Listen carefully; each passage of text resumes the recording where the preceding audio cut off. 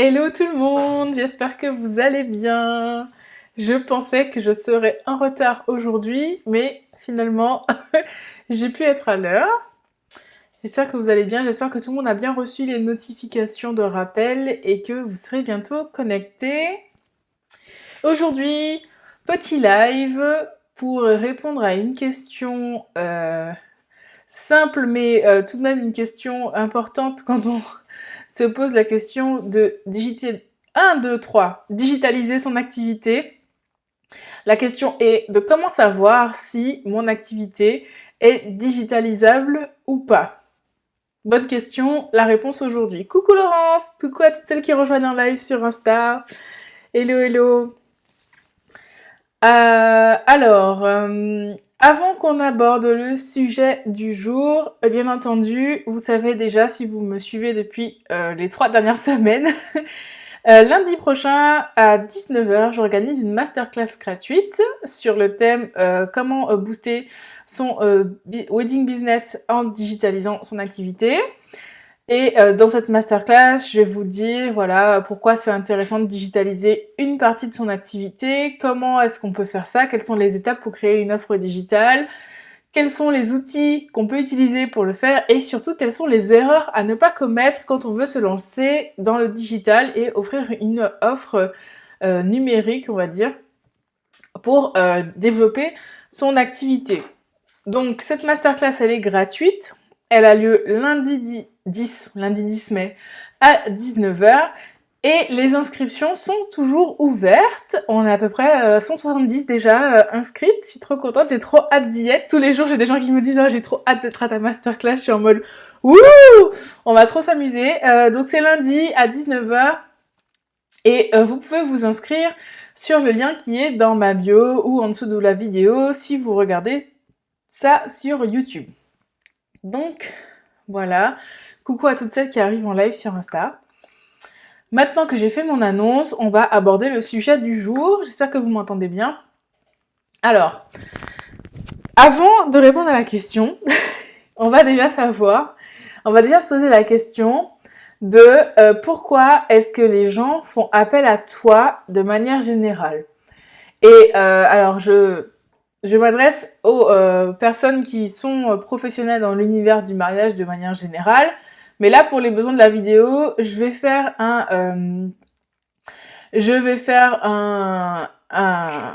Enfin, je suis désolée, j'ai vu une question passer, ça me perturbe. Lucie, il demande s'il y aura un replay du live d'aujourd'hui. Oui, tous mes lives sont enregistrés quand Instagram le veut bien et le replay, il sera sur mon compte Instagram. Donc, pourquoi les gens font appel à toi? Voilà. Donc, pour les besoins du live et de la démonstration, je vais prendre l'exemple d'une wedding planner. Mais les personnes qui sont là et qui sont pas wedding planner, je vous invite vraiment à transposer ça à votre activité parce que vous allez voir que c'est quand même assez facilement adaptable à d'autres activités. Donc, pourquoi est-ce que les gens, de manière générale, font appel à une wedding planner? Je pense que c'est quelque chose que vous savez assez... quand on est wedding planner, on le sait souvent, et s'il y a des gens qui veulent répondre dans les commentaires, ce sera avec plaisir. Mais en général, les futurs mariés qui font appel à une wedding planner, c'est soit parce qu'ils savent qu'ils veulent se marier, mais ils n'ont pas du tout le temps, en fait, de s'occuper d'organiser leur mariage. Ils n'ont pas de temps à consacrer à cela, sachant que c'est quand même quelque chose qui prend beaucoup de temps. Donc, quand on sait qu'on n'aura pas le temps de le faire, on se dit tout de suite qu'on va prendre quelqu'un pour le faire à sa place. Soit ils n'ont pas l'énergie, ils n'ont pas du tout envie de se lancer dedans, ils savent que c'est beaucoup de boulot et ils n'ont pas forcément envie de s'y coller, entre guillemets. Donc c'est pour ça qu'ils se disent qu'ils vont engager quelqu'un à côté. Soit ils aimeraient bien le faire potentiellement ou pas, mais c'est surtout qu'ils savent pas du tout comment s'y prendre, comment démarrer les préparatifs, comment faire les bons choix, qu'est-ce qu'il faut, machin, blabla, etc. En général, c'est à peu près ça les raisons. Dites-moi si vous pensez que j'ai tort ou s'il y a d'autres raisons, mais on va dire que ce sont à peu près les raisons principales pour lesquelles les personnes font appel à une wedding planner en général. Et du coup, donc si on garde nos 3 éléments, donc pas de temps, pas d'énergie, ne sait pas comment s'y prendre, si vous regardez bien, il y a quand même sur ces 3 éléments des on va dire, des conditions qui peuvent quand même être remplies, même s'ils n'ont pas de wedding planner. C'est-à-dire que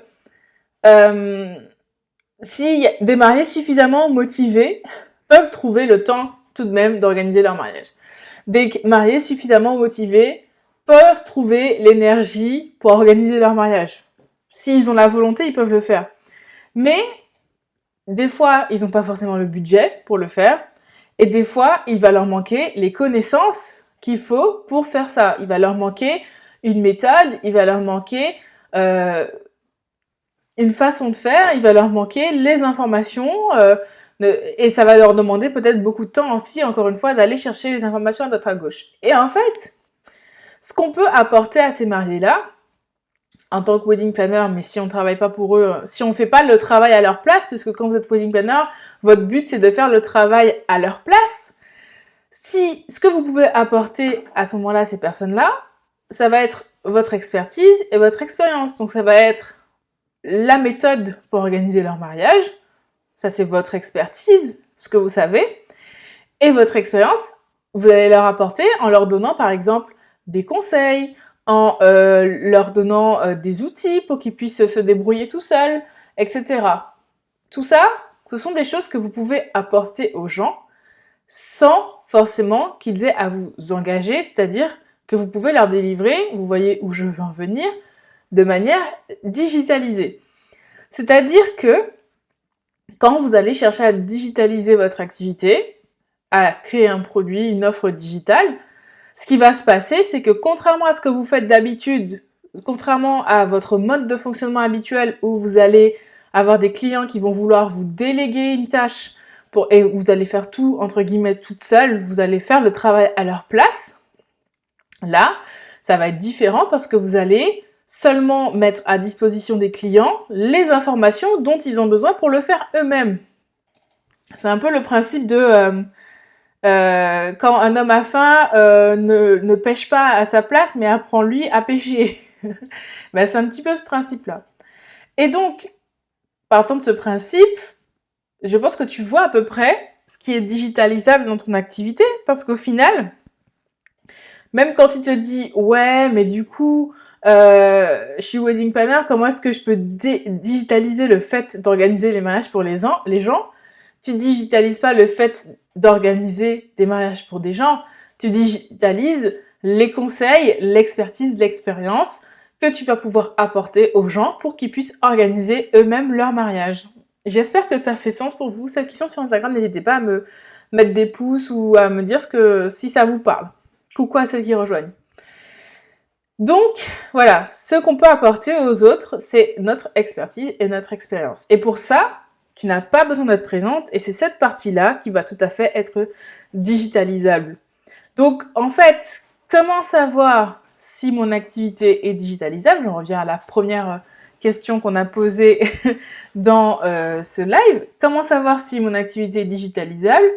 Tout simplement parce que tu as des choses à apprendre aux gens. Tout simplement parce que tu as une expertise, tu as des connaissances que les autres n'ont pas et dont ils ont besoin. Et en fait, je dis ça parce que dernièrement, j'ai une personne qui est venue me voir à mon message privé, si tu nous regardes et que tu te reconnais, je te fais un coucou, qui me dit « Ouais, Marie-Michel, j'aimerais bien digitaliser mon activité, sauf que moi, je suis toute jeune wedding planner, je viens de me former, j'ai pas encore fait de mariage, et du coup, elle se sentait pas vraiment légitime, en fait. » Alors déjà, ce qu'il faut savoir et que moi j'ai appris quand je me suis lancée dans le business en ligne, c'est que pour apprendre à quelqu'un à faire quelque chose, tu n'as pas besoin d'être une experte, dans le sens où tu n'as pas forcément besoin d'avoir un bac+10 dans ce domaine-là et d'avoir organisé 100 mariages pour apprendre aux autres à le faire. Ce dont tu as besoin, c'est juste d'être un tout petit peu plus avancé que les personnes qui sont en dessous dans le chemin, je veux dire.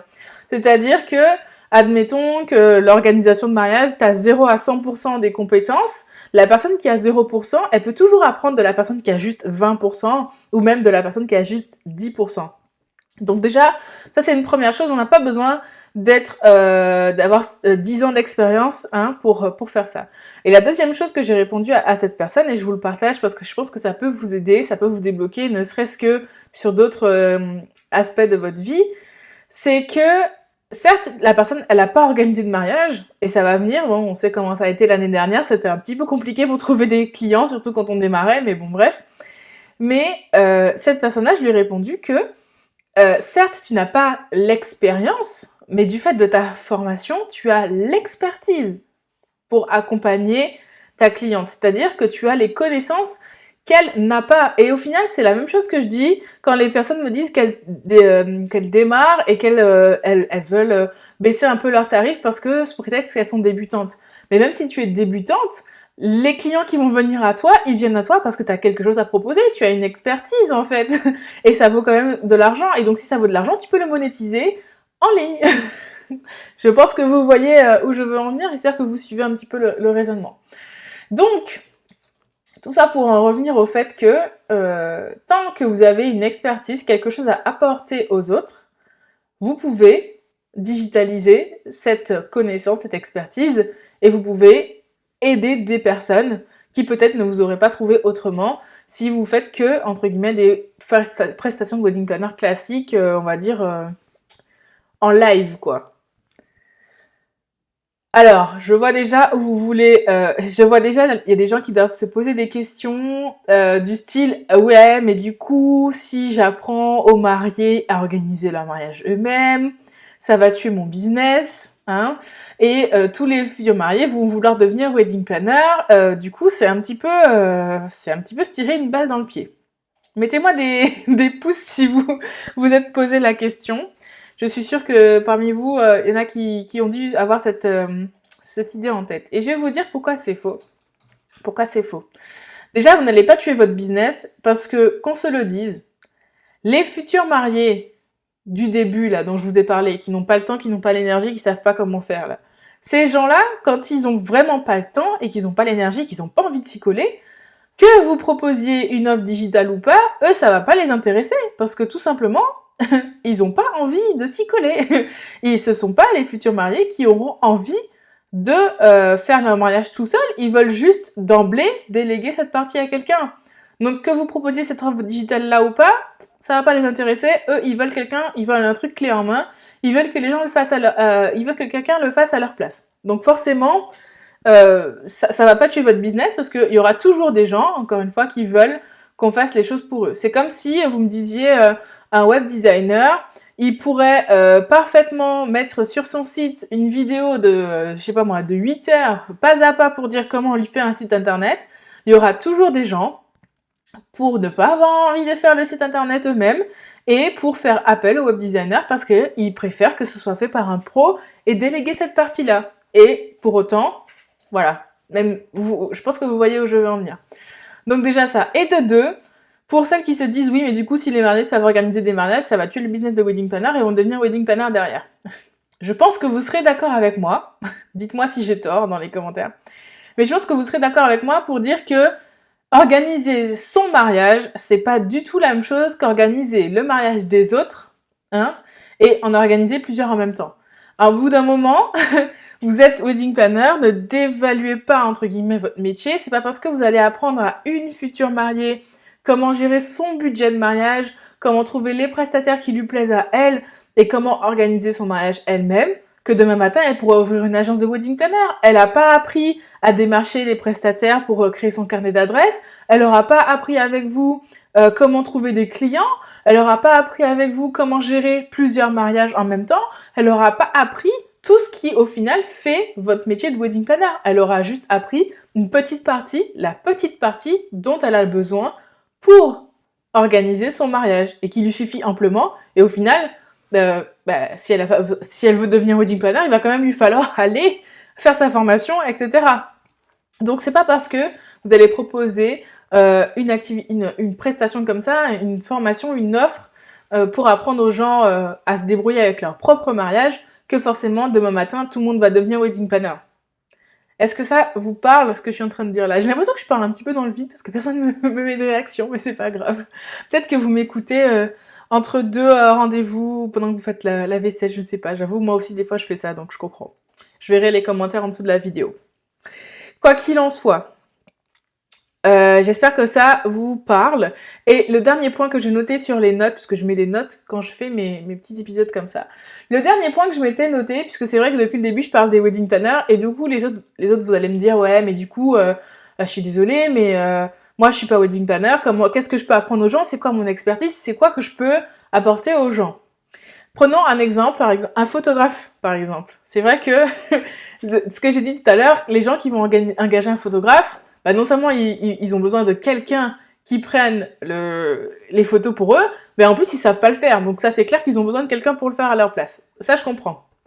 Et le photographe, en écoutant ce que je suis en train de dire là, il pourrait se dire ouais mais du coup moi je vais pas apprendre aux gens à prendre leur propre photo de mariage, ce serait stupide. Et c'est clair que ça n'aurait pas de sens parce que bah déjà c'est tout un métier, on peut pas apprendre aux gens à prendre leurs photos. Et puis les mariés, bah ils vont pas faire leur propre photo le jour J. Je suis d'accord avec vous, je suis d'accord. Je suis d'accord. Et donc, ce que je voulais apporter avec ces derniers points, c'est que vous pouvez certes digitaliser votre expertise, mais c'est pas la seule chose que vous pouvez digitaliser. Déjà, vous n'êtes pas obligé d'apprendre aux autres, aux futurs mariés, entre guillemets, à faire quelque chose. Votre expertise, elle peut aussi servir à d'autres professionnels. C'est-à-dire, un photographe qui s'y connaît, dans une certaine technique, alors je connais pas du tout vraiment le métier des photographes. Ah, je vois quelqu'un qui m'a mis un petit emoji, genre team photographe, je pense. Eh ben, si la personne elle s'y connaît dans un certain type de photo, ou qu'elle, je sais pas moi, elle sait s'y connaître avec tel type d'appareil, ça peut très bien être une expertise qu'elle partage aux autres professionnels.